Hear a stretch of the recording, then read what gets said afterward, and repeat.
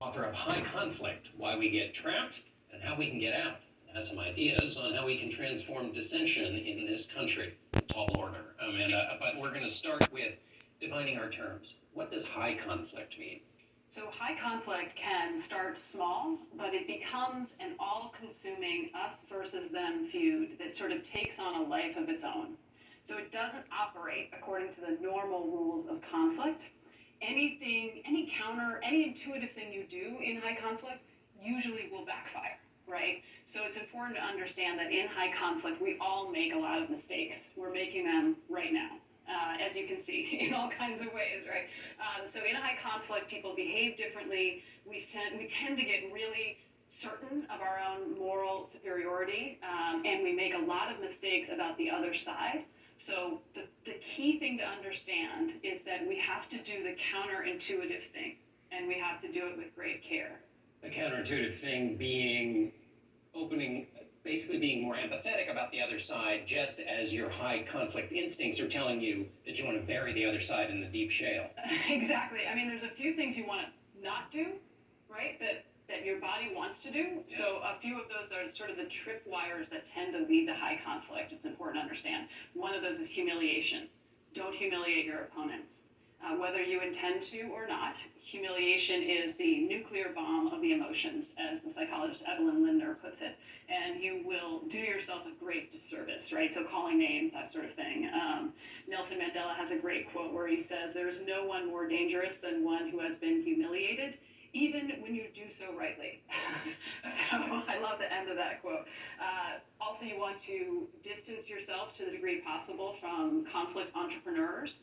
These are people or pundits or platforms that intentionally exploit conflict for their own ends. So bad faith actors, essentially. Yeah, people who really delight in every twist and turn of the conflict. And right now we tend to amplify those voices, right, on social media and other places. And if you can't distance yourself from the conflict entrepreneurs in your life, you want to try to redirect their energy to the degree possible on something more constructive. And you actually studied the kind of structural nature of these high conflicts. So anybody who's listening can think of mask debates, vaccine debates, debates over things that are done and settled, like who won the last election. We all know that President Biden did, and yet there are virulent debates about a fantasy world in which he didn't.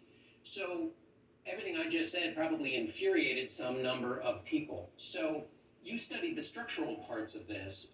Give me a little bit more about how we unwind from those structural forces. Yeah, so it turns out that how we behave in political high conflict is not different from how we behave in high conflict divorces, right? Or other kinds of high conflict all over the world. You know, I followed people who were really stuck in conflict, whether they were politicians or gang members or even guerrilla fighters in civil wars, and it's always the same behavior. It's not about the facts. It's not about the original cause of the dispute. What starts to happen in every high conflict is we have a lot of the wrong fights with the wrong people, and we don't have the fights we most need to have, right? So every high conflict has the thing it seems to be about, vaccines, masks, etc., right? And then the thing it's really about, which is the understory of the conflict, which usually, not always, is about fear, humiliation, a need to belong and to matter, right? So those are the things you want to try to get to if you're going to make any progress so that you can have the right fight. Because the truth is, we need good conflict in this country, right? Like, there are a lot of fights that we need to have, but we need to have them in a way that they don't destroy us, right? Right. Founded the country on the idea of if we have good conflict, it'll keep us from going into the streets and having actual fisticuffs. Right. You need to channel that. I mean, people need to push each other and defend themselves and be pushed and be challenged, right? Like, that's how we get growth. So in the toolkit to try to avoid high conflict, and the reason you want to do that is to create collective solutions, the first thing to do is think about what is this high conflict really about? Exactly. And again, just to be clear, you're not talking about debate and argument. You're talking about a new level, right, which is just, so in that new level, you want to figure out what the debate is about, and then what's next in the things I would try to practice. So another thing you would want to do is resist the binary, resist the urge to divide the world cleanly into two camps. That is not possible. It is very tempting, right? But don't do it. You just catch yourself doing it, because what happens is we make a lot of mistakes. We miss big opportunities. when we do that, right? And so you cannot divide, you cannot put 75 million people in this country who all call themselves Republicans or Democrats in one bucket. That's just madness, right?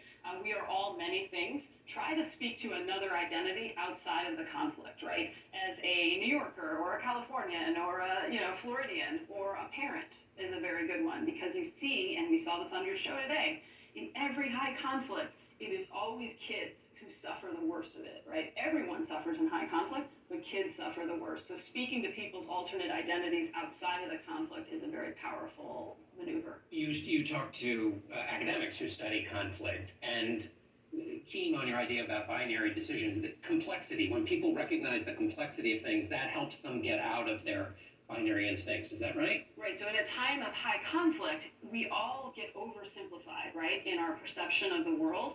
So the more you can amplify and surface real complexity, right, like real complexity of humans, the more people become open to information they didn't want to hear. What you're trying to do is revive curiosity in a time of false simplicity, right? And once you do that, you start to see people's whole expression changes. They start to say more nuanced things. They admit to more internal doubt and uncertainty. Ripley, thank you so much. Hopefully we'll get towards the solutions, and we'll be right back in a moment.